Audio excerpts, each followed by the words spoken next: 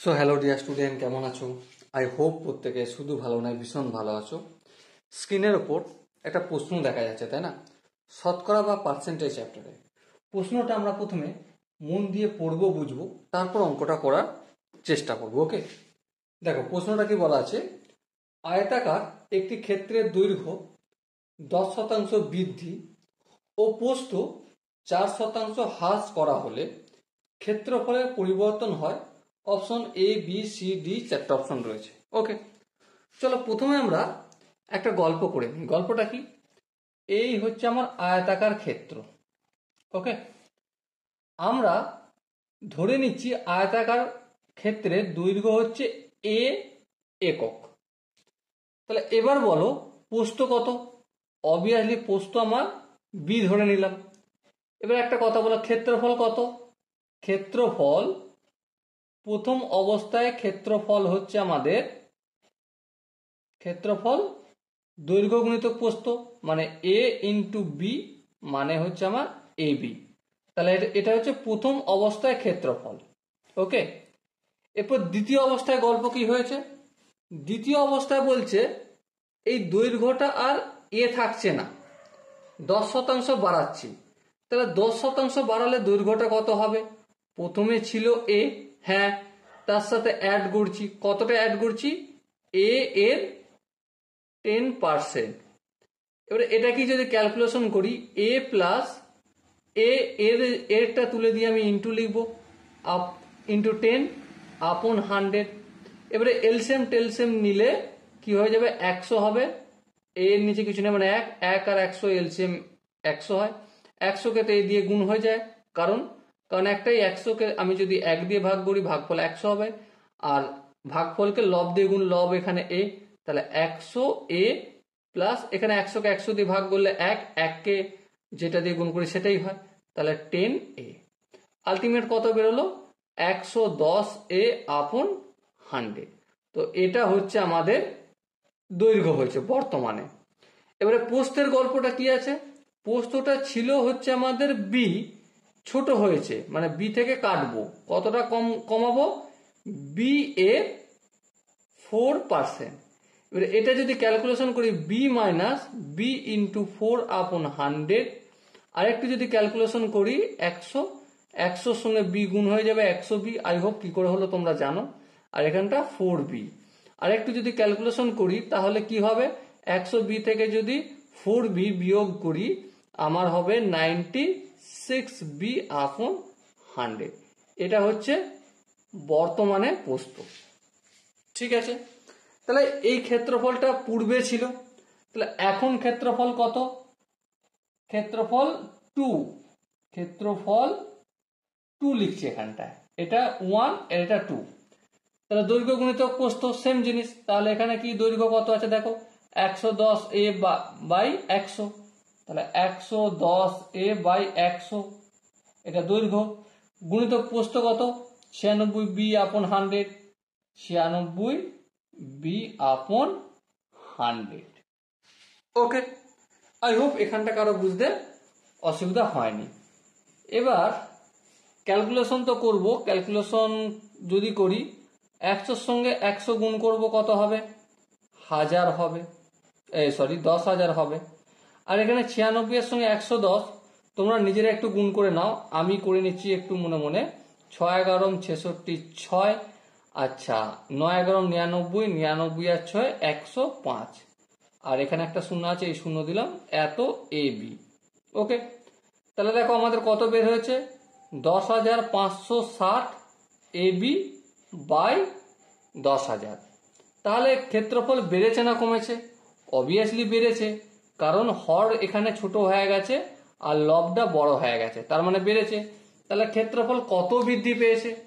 তাহলে ক্ষেত্রফল বৃদ্ধি, ক্ষেত্রফল বৃদ্ধি কতটা ক্ষেত্রফল বৃদ্ধি পেয়েছে? প্রথমে যেটা বেড়ে হয়েছে সেটা লিখবো। হ্যাঁ, কত বেড়ে হয়েছে? 10,560 এ বি আপন 10,000 মাইনাস আগে কতটা ছিল? এই এ বি, এই এ বি করলাম। এবার দেখো এই এ বির নিচে কিছু না, মানে 1 আছে। এবার সিম্পলি আমি কি করব? ভগ্নাংশে যোগ বিয়োগ করবো। এই 10,000 লিখলাম, 10,000কে 10,000 দিয়ে ভাগ করলে 1, 1কে যা দিয়ে গুণ করবো সেটাই হবে 10,560 এবি, মাইনাস এখানে 10,000-এর সঙ্গে এবিটা ডাইরেক্ট গুণ হয়ে যাবে কারণ হর আছে 1, ঠিক আছে। তো 10,000 এবি। এবার একটা কথা বলো, 10,560 এবি থেকে যদি 10,000 এবি বিয়োগ করি কত হবে? অবভিয়াসলি 560 এবি আপন 10,000। তাহলে এই হচ্ছে ক্ষেত্রফল বৃদ্ধি। ওকে, তাহলে এই হচ্ছে ক্ষেত্রফল বৃদ্ধি। এবার একটা কথা, আমাকে এখানে আনসার কি চেয়েছে? আনসার চেয়েছে ক্ষেত্রফলের পরিবর্তন হয়েছে। তাহলে ক্ষেত্রফলের পরিবর্তন এটাই হয়েছে, কিন্তু উত্তরে আমি যখন দেখছি তখন কি দেখছি? পার্সেন্টেজের চিহ্ন দিয়েছে। পার্সেন্টেজের এটা হচ্ছে নিউমেরিক্যাল ভ্যালু পেয়েছি, এটাকে আমাকে প্রথমে ভগ্নাংশে নিয়ে যেতে হবে। তাহলে ভগ্নাংশে নিয়ে যেতে গেলে প্রথমে এরকম একটা দাগ টেনে দেবো, টেনে দিলাম। এরপর উপরে যেটাকে তুলনা করেছে সেটাকে উপরে লিখবো, এই 560 এবি আপন 10,000।